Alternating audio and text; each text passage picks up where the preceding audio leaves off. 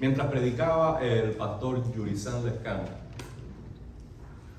el jueves, al terminar, mientras él hacía la conclusión y repaso del mensaje, yo me quedé mirando la foto que teníamos de Martín Lutero y yo me hice esta pregunta: ¿qué motivo justificable hubiera podido impedir a Lutero iniciar una reforma? ¿Qué motivo justificable hubiera impedido a Martín Lutero iniciar una reforma? El 31 de octubre de 1517. Y ese pensamiento caló tan profundo en mi corazón que desde entonces no he podido zafarme de él. Ayer compartí en un evento de la asociación acerca de ello y hoy quiero hacerlo con ustedes porque como yo les amo, yo creo que esto es algo que todos debemos pensar y meditar una vez más, para al final afirmarnos en ser valientes para Cristo. Una de las sorpresas que me aparecen a mí en Apocalipsis no es ni la primera bestia ni la segunda, ni el dragón de 7 cabezas, ni los cuernos. Estoy bien, gracias, hermano. Pero lo que sí me sorprende es que en la lista de pecados que impide a las personas entrar al cielo está ni los cobardes. Yo hubiese esperado otros pecados allí, pero el Señor dijo, ni los cobardes. Ahora, ¿qué estaría pensando el Señor al darle esa revelación a Juan? ¿Estaría pensando que los que tienen miedo a las ranas no van al cielo? ¿Estarían pensando que la mujer que da un grito por una cucaracha no va al cielo? ¿Por qué en el final de la historia, dentro de los pecados que recorre, que impiden al hombre entrar en el reino de Dios, está la cobardía? Bueno, eso tiene que ver también por el tono de la afirmación y recompensa que se le da a los creyentes una y otra vez a lo largo del libro. Se dice, y el que venciere. Y el que venciere. ¿No lo dice? Y el que venciere. Y el que venciere. ¿Quién está escribiendo y tomando nota del Apocalipsis? Juan. Y Juan dijo también en su primera carta, esta es la victoria que ha vencido al mundo. Nuestra fe. Por tanto, el que guarda la fe hasta el final por la gracia de Dios, ese es el vencedor. Por tanto, el que guarda la fe y persevera necesita armarse de valentía según se acerca a los últimos tiempos para guardar la fe y predicar la fe. Jesús dijo a sus discípulos, cuando regrese el Hijo del Hombre hallará. Por tanto, el conservar la fe en los últimos días de la historia requerirá un acto de valentía. Y aún más requerirá valentía para no vivir la fe en privado, sino en público, predicarla. El pasaje que leyó Justin nos presenta a estos primeros cristianos teniendo una valentía envidiable. Y nosotros nos preguntamos dónde ellos encontraron esa naturaleza de valentía para conservar y predicar la fe en un ambiente cada día más hostil. Bueno, sin más rodeo le voy a hacer esta pregunta. ¿Hoy tú necesitas valentía? Hoy por falta de valentía que se muestra por timidez o duda, ¿acaso no te privas de dar un testimonio de Cristo? Donde ellos encontraron valor, tú también lo puedes encontrar. Lo primero que infunde valor a estos creyentes, abra su Biblia en Hechos capítulo 4, versículo 23, es en la soberanía del Señor. ¿Qué significa que Dios sea soberano? Que Él es rey. Él reina.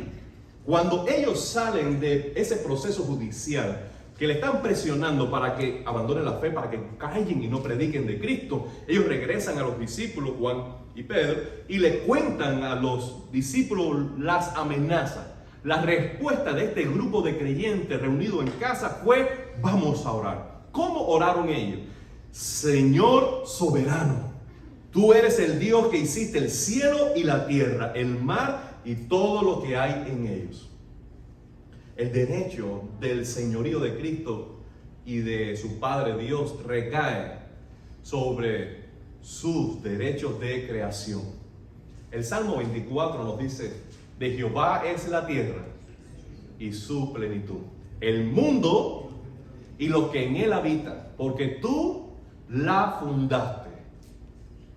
Cuando en Apocalipsis, capítulo 4 y varias veces en el libro, le dan gloria al Padre, gloria a Cristo y alabanzas a Él, dice: porque tú eres digno, porque tú creaste todas las cosas. De manera que el Señor reina sobre su creación.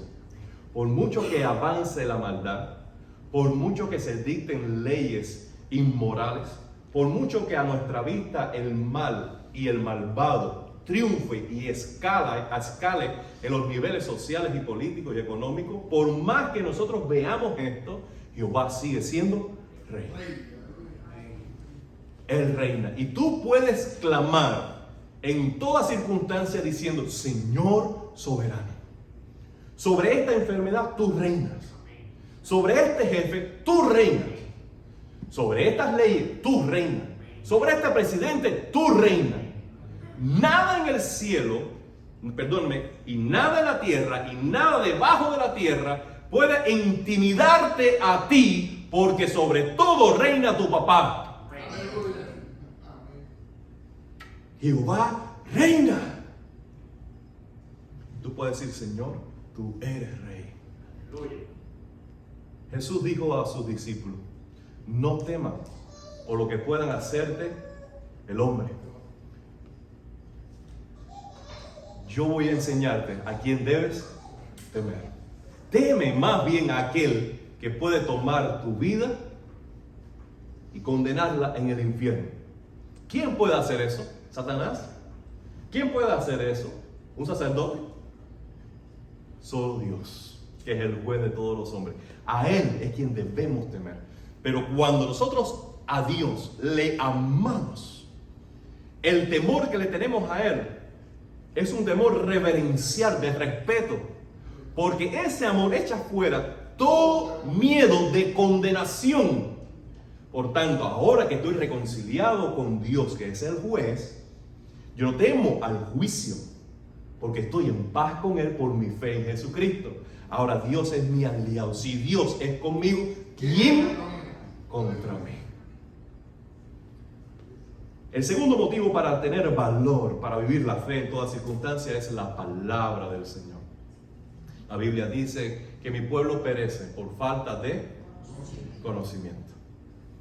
La Biblia te informa acerca de la vida, de la realidad, del curso de la historia, de las personas, de todo te informa. Y cuando tú eres informado por la Biblia, el miedo desaparece. Porque la Biblia dice, al final, Dios gana. Y cuando tú le crees a Dios, cómo Él cuenta la historia, y que la historia que Él cuenta no es simplemente un anuncio de algo que promete que pasará, sino algo que ya en su autoridad decidió que ya pasará. Entonces, informado por la Biblia, tú dices: yo no tengo que temer. Mira, cuando Elías estuvo deprimido, Dios lo alimentó, lo sació y le dio una nueva historia. Cuando David pecó, él entonces se humilló, se arrepintió y Dios le dio un nuevo corazón. Cuando Pedro negó a Cristo, el Cristo en el que creemos fue a Él y lo rescató y le dio un ministerio. Cuando nosotros nos informamos de la Biblia, no tememos a nada. Porque el Dios que fue capaz de hacer lo que está escrito en la historia de la Biblia, es capaz de seguir haciéndolo hoy, porque Él es el mismo ayer, hoy y siempre. Por tanto, cuando tú vas a la Biblia, el temor desaparece. Ellos oraron diciendo: tú dijiste a tu siervo David. Por tanto, ellos se afirmaron en lo que Dios había dicho en el pasado para vivir una fe valiente en el presente. Lo tercero que podemos decir es que podemos encontrar valor en las victorias del Señor. En el versículo 27 y 28, ellos continúan orando diciendo: porque verdaderamente se unieron en esta ciudad contra tu santo Hijo Jesús, a quien tú ungiste, Herodes, Poncio Pilato, con los gentiles y el pueblo de Israel, para hacer, subraya esto, cuanto tu mano y tu consejo habían antes determinado que sucediera. Hasta la mitad del versículo nos está diciendo: Cristo es el Mesías.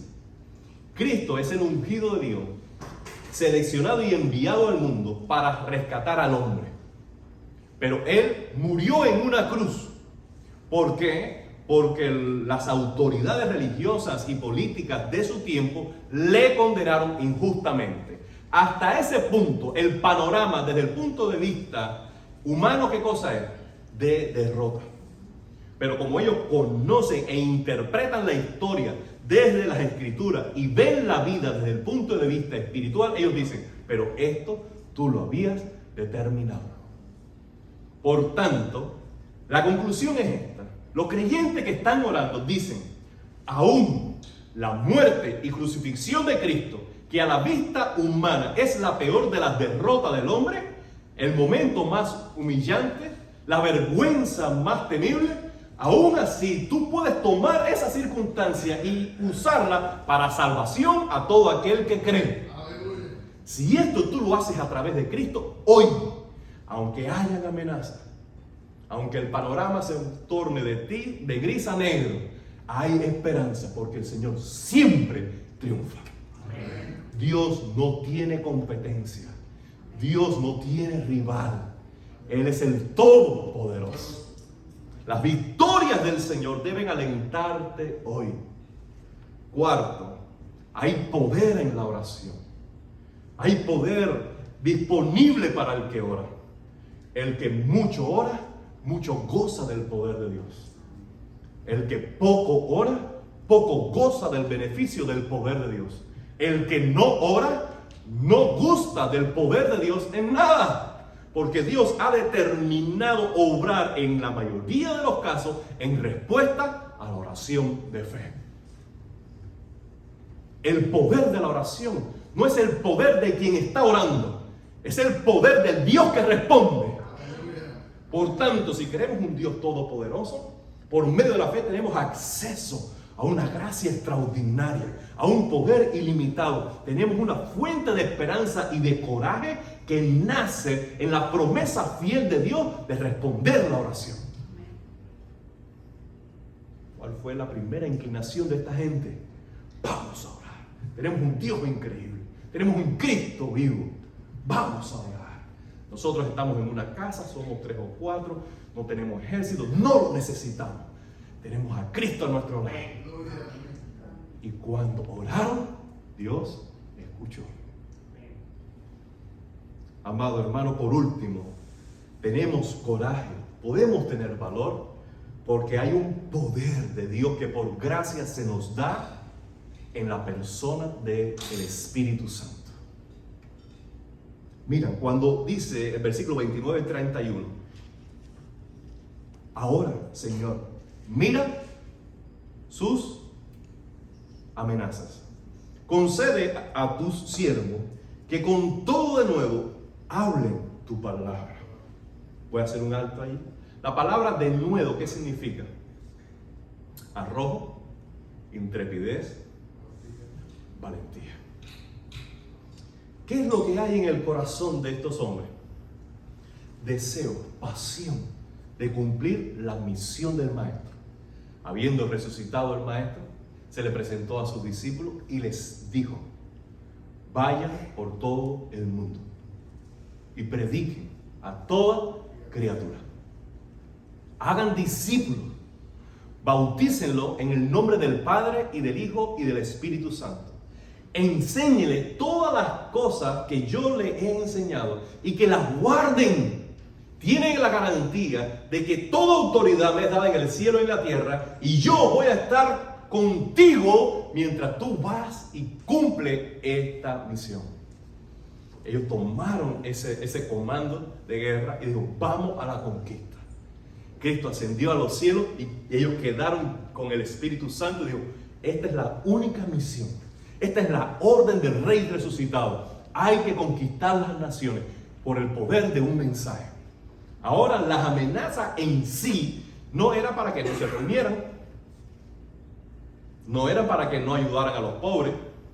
La amenaza era una sola: no hablen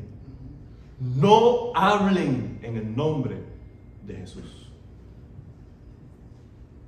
Muchas veces, en respuesta a un testimonio carente, muchos se nos han enseñado de que nuestro mejor testimonio al mundo es una vida. Pero déjame decirle que esto es una gran verdad a medias. Porque el mensaje son buenas noticias. Tú puedes vivir a la luz de una buena noticia, con gozo, triunfante, en santidad, sirviendo y ayudando a los demás. Pero las personas van a ser salvas solo al creer a la voz de alguien que da oralmente, públicamente, esa buena noticia. Dios ha escogido soberanamente salvar al hombre mediante la locura de la predicación, usando instrumentos humildes que dicen, ¿sabes qué? Yo estaba perdido. Mis pecados me alejaron de Dios. No tenía esperanza y necesitaba perdón. Un día puse mi confianza en Cristo, que Él murió en mi lugar, que Él resucitó y me da la esperanza de vida eterna. Yo creí en Él, mis pecados fueron perdonados, soy otra persona. Lo que hizo conmigo, lo puede hacer contigo también. Esa conversación sencilla y humilde lleva el poder de Dios para salvar a todo aquel que cree. Es una locura.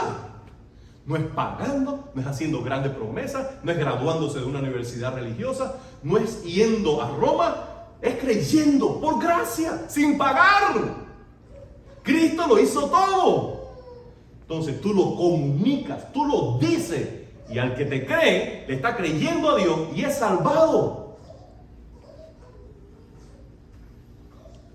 Era lo que ellos tenían que hacer como iglesia.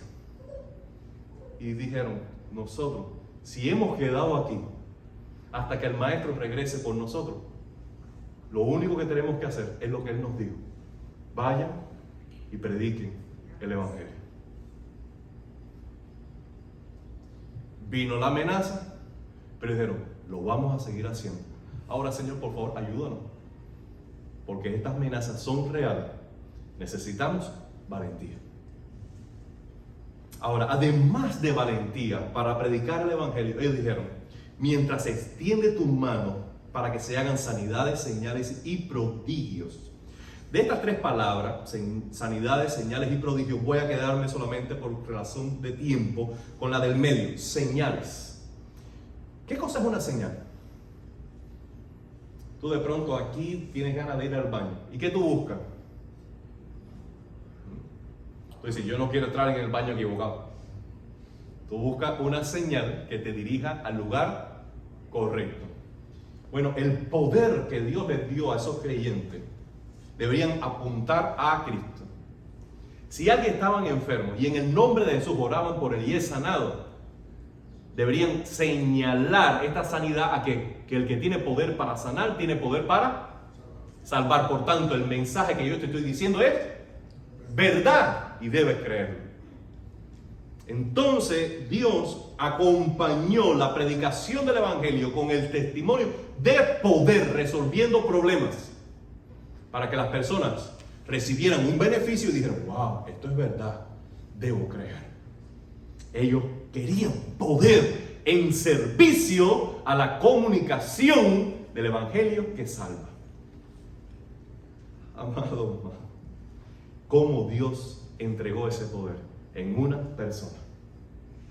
No era un soplo, no era un aceite, no era un manto, no era un polvo de oro sobre las paredes, no era nada de eso, era una persona. Tú necesitas poder, tú necesitas valentía, te voy a dar un ayudante, el Espíritu Santo.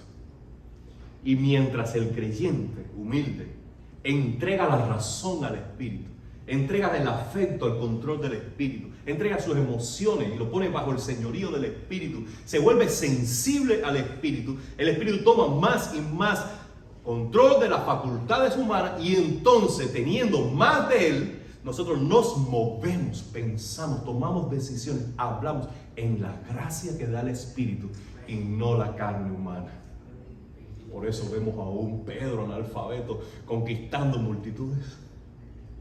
Por eso hablamos de Juan revelando cosas extraordinarias del Apocalipsis, porque se les dio por el Espíritu.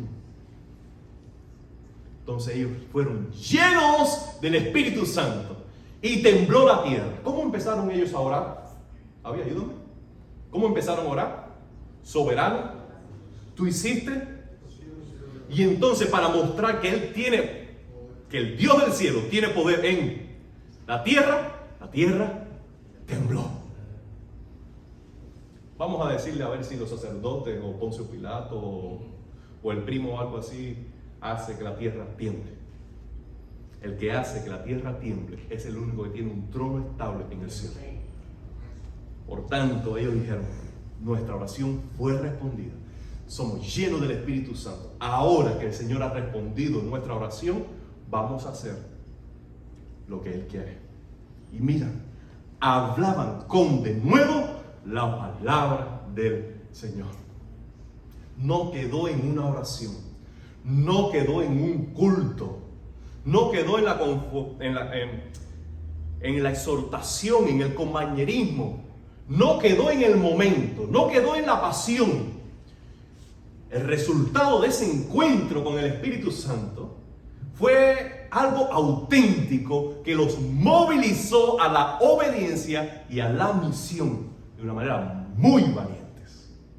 Ustedes saben que este servicio puede ser lo más extraordinario que usted pueda imaginarse, pero es carente de efectividad y de poder si no son cambiadas las vidas aquí y ahora. Si de aquí a que nos volvamos a ver tu vida no crece en obediencia a la misión, si de aquí en adelante no crece el gozo y la satisfacción en hablar del Cristo de quien tú has creído, si no hay un progreso en ti hacia la obediencia en el cumplimiento de la misión, este culto puede ser religioso, pero carente de piedad y de poder de Dios. Tú puedes decir que estás lleno del Espíritu Santo en la medida que tú estás obedeciendo a Dios y viviendo en la misión. Porque el poder que se te da, la gracia que se te da, el conocimiento que se te da para una sola cosa. No para que no estés deprimido, no para que tengas esperanza, sino que recibiendo muchos beneficios por la gracia de Dios, tú estés facultado para compartir. De gracia recibiste. Amado hermano, les he dicho que cuando te falte valor, tú puedes encontrarlo en que Él es el Rey, en su carácter. Puedes encontrarlo en su palabra. Infórmate, llénate de ella. Puedes encontrar valor en recordar las victorias de Cristo. Él es el vencedor. Puedes encontrar valor en la oración apasionada, en la oración con los hermanos, en la oración intercesora. Y Dios te dará el poder para vivir en misión. Aleluya. Esta es la pregunta que le decía en el principio. ¿Qué hubiese podido privar a Martín Lutero de protestar contra la decadencia inmoral y abuso de la iglesia instituida el 31 de octubre de 1517? Y aún así, humanamente, estar justificado. Bueno, le voy a decir algunas listas. Él pudiera decir, y hubiera sido la verdad, es que el mal está por todas partes. ¿No era cierto? que el mal tiene mucho poder. ¿No lo puedes ver? No. Es que yo soy uno. ¿Qué puedo hacer yo con tantos y tan poderosos? ¿Sabes qué? Que el Señor escoja a otro. Hay tantas personas mejor calificadas que yo. ¿Sabes? Esto no va en relación directa con mis planes para mi vida. Mucho menos con lo que quieren mis padres que yo sea. Detrás de todas estas justificaciones, ¿saben lo que hay? Miedo. El gran enemigo de la obediencia es el miedo. Por tanto, déjame de preguntarte lo siguiente. ¿Tengo tu atención? ¿Qué te impide hoy ser y hacer todo lo que Dios quiere que tú seas y que tú hagas? ¿Qué te está impidiendo? ¿Acaso no ves que el mal está avanzando? ¿Acaso no te indigna la inmoralidad, la blasfemia, la injusticia? ¿No te indigna, no te sientes enojado con el mal? ¿Acaso no te inspira la gloria de Dios lo suficiente? La vida de Cristo, la historia de los fieles. ¿Acaso no te llena de inspiración el Dios en quien tú te has creído para levantarte en fe y ser valiente por Él? Amado hermano, ¿acaso no nos debemos avergonzar cuando por timidez, amor propio, orgullo, ambición o egoísmo rehusamos de hablar de Cristo? Dice la palabra del Señor que el que se avergonzare delante de los hombres de Cristo, Él se avergonzará de él en el día del juicio. Pero todo aquel que le confiesa delante de los hombres, Él le confesará delante de su Padre que está en los cielos. Esa advertencia debe ser suficiente para ser valientes y hablar de Jesucristo. Por tanto, levántate y sé valiente.